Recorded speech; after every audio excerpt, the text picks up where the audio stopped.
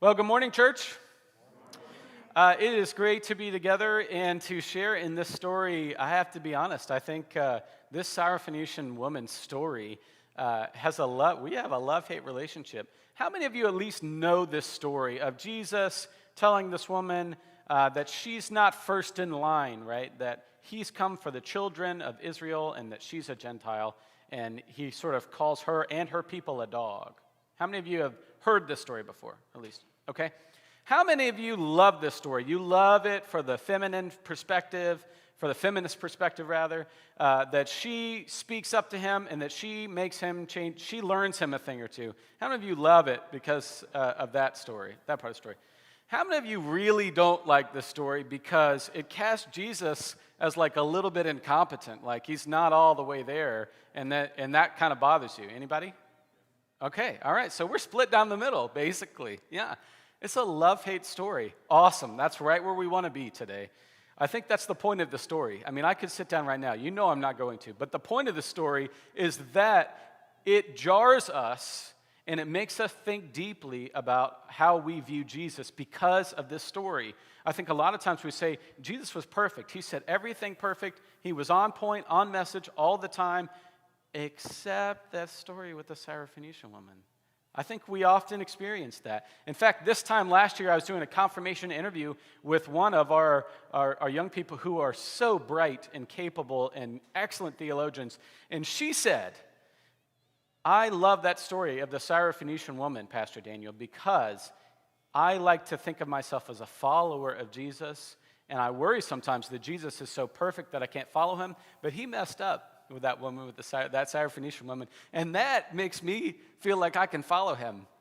And I don't know about you, but I wanted to just stand up and clap, like slow clap for her theology there, because she thinks, because Jesus messes up in this exchange, because he's wrong, quite frankly, she feels like she can follow him a little bit.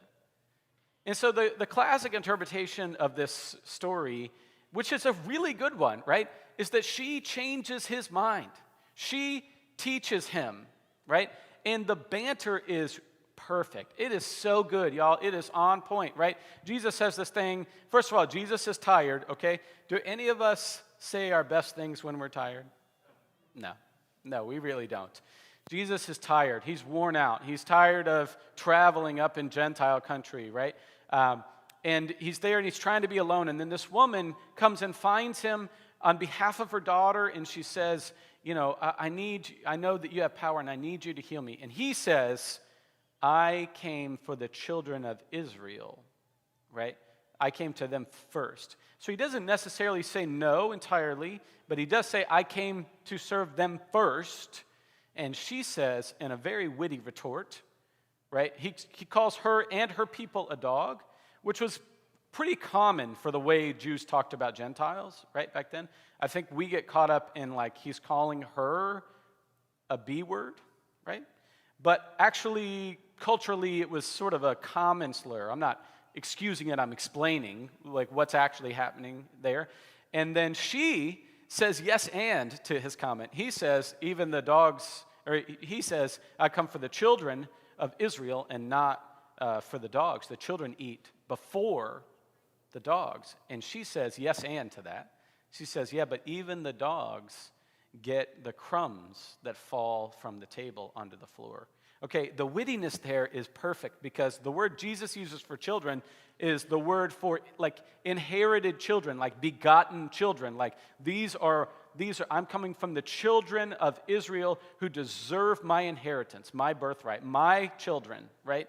And she uses the word for children that's like all the children, like niños or like les enfants, right? Like just kids everywhere. So he's like, I'm coming for the children. And she's like, yeah, my child is in the children, right? And he uses this word for dog, and she uses the word for like puppy, right? So it's like, it's perfect. The banter between them is perfect. She is a theologian, and she changes his mind. This is the classic way that we've preached this sermon. I love this sermon. I preached this sermon that way. I preached this sermon that way in this building, right? I think that's a perfectly good interpretation. And I'm going to give you another one. Not because one's better than the other, but because we are not in elementary school. We do not have to find, some of us are in elementary, but most of us, we do not have to have one answer in life. We do not have to have one interpretation, okay? If you went to college or if you went to grad school, you know that they insist on teaching you more than one thing. You think that you're going to go and learn how to drive to one answer, and they open up your mind. That happen to anybody else? Yeah. So we're going to do that today. We're going to look at a yes and to that interpretation that this woman changes Jesus' mind. And it plays out in this way, okay? This is a Labor Day reference here, okay? Because this story is sandwiched, get it? Sandwiched, in between two feeding of the 5,000 stories. Matthew, Mark, Luke, and John all tell the feeding of the 5,000 in Jewish country, for the Jewish people, for the children to get bread. But only in Mark is there a feeding of the 4,000, which happens right after this story. So the way we read that suggests that she changes his mind, that the bread, the crumbs from the bread, are also for her and for her people, right? Because in the telling of the feeding of the 5,000, left over we have 12 loaves, which represent the 12 tribes of Israel, the children, the inherited children. And the 2 fish left over represents the 2 commandments: love the Lord your God with all your heart, soul, mind, and strength, and love your neighbor as yourself. And then only in Mark's gospel, only after this theological conversation with the Syrophoenician woman, Jesus replicates that miracle with a group of Gentiles. So that classic understanding of this text suggests that she changed his mind. And I think the problem for a lot of people with that interpretation is that it makes us question the divinity of Jesus, right? Quite honestly, if she needs to teach him, then he was wrong. And if he's wrong, is he omnipotent? If he's wrong, is he all divine? Is he all knowing? Is he flawless? Is he sinless? Now, I could tell you there are books, volumes, libraries written about whether or not Jesus is truly human or truly divine and truly divine, right? There are entire swaths of Christianity that are wrestling with this question, and it's basically because of this. I mean, it's a big reason because of this conversation with the Syrophoenician woman. And so the conversation that I had with that confirmand, I'd like to say to you all too, I understand that more and more, especially in younger generations, we're seeing people who want to follow Jesus and aren't quite sold on the resurrection. And if that's you, I'm just here to tell you that either way, Jesus is our example, right? I happen to believe in the resurrection. I happen to believe that Jesus died on the cross and rose again, and that shows us once in a while that love conquers hate and that life conquers death. I happen to believe that fervently, but I get that not everybody is there. And if you are not there, then following Jesus and the classical interpretation of this text is going to work really well for you. That Jesus is coming along and he meets this woman and she blows his mind. And after that, he is changed. And if that's your model of Jesus, then I think there's a lot of good that can come from that. Because you need to learn then how other people can convince you and change your mind. You need to learn that experiencing other people and broadening your worldview is a really good thing. You need to learn that you don't have it all figured out. But I have to tell you, as a Lutheran and as a Lutheran pastor, and in case the bishop is watching, the official stance of the Lutheran Church is that we read everything through the lens of the cross. And if we read this story backwards, if we start with the cross, because we know the reason that this story is being told now is because of the cross. The reason that these stories have survived is because of the cross. The reason that we read Jesus very differently than we read Plato or Aristotle or anybody else is because of the cross. And so if we start in the cross, if we see what God's doing in the cross, that life swallows up death and that we have new life in Christ, then we read this story less as Jesus is changed and more that Jesus is being revealed. So if you read it that way, you start to see that this conversation with the woman is a theological unlocking of who Jesus actually is.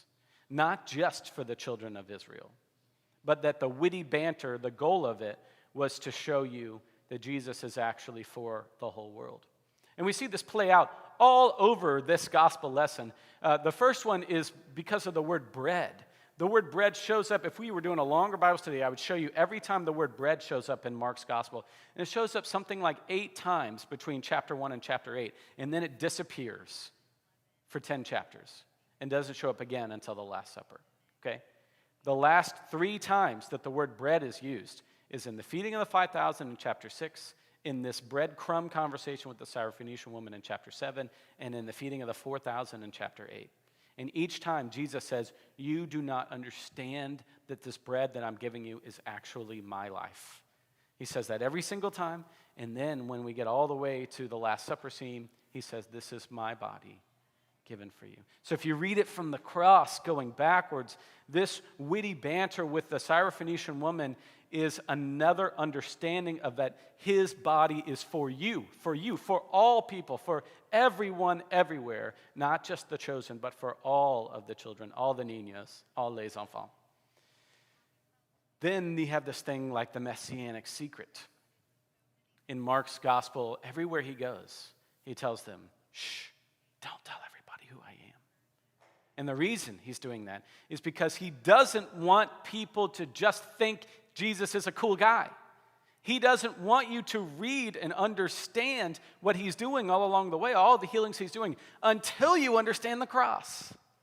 He doesn't want you to understand the good works he's doing until you understand that he's the Messiah. And the deep irony of these 2 stories, the Syrophoenician woman and the story about the man who was deaf and mute, is that he tells them to be quiet, and by his healing, they are now allowed to speak. Okay? Think of the little girl on her deathbed. She can't tell the good news of Jesus until he heals her, and then she can. And then in the case of the man, he was deaf and mute. And now he can speak and hear, and people are going to come up to him and be like, hey, Larry, how come you can speak and hear now? And he's going to be like, oh, that guy, right? So the irony is, the more he tries to keep it a secret, the more it gets proclaimed, the good news of who Jesus is. So this story is not just about that secret, but it's about how both the Syrophoenician woman and the man who was born deaf and mute were both able to share in the good news that Jesus Christ is Lord of all.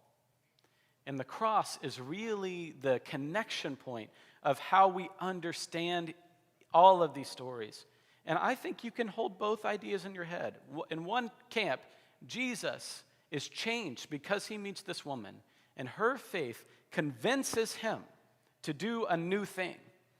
And also from the vantage point of the cross, that her conversation with him unlocks the messianic secret, that he is actually there for all people. And by the way, as a feminist myself, I just feel compelled to tell you that this story bothers me because the woman's daughter is said to have a demon, where the man who is deaf and mute has a physical ailment. And this happens in the Gospels all the time. It's like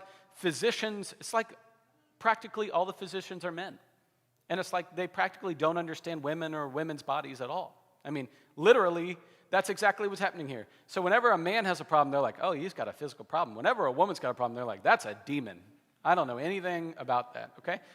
I think you need to read that for yourself in the Gospels and notice how many times a woman's ailment and a man's ailment are juxtaposed, and the woman is said to have a demon. She probably doesn't have anything worse than what he has, but that's the way they characterize that, and I think you need to know that.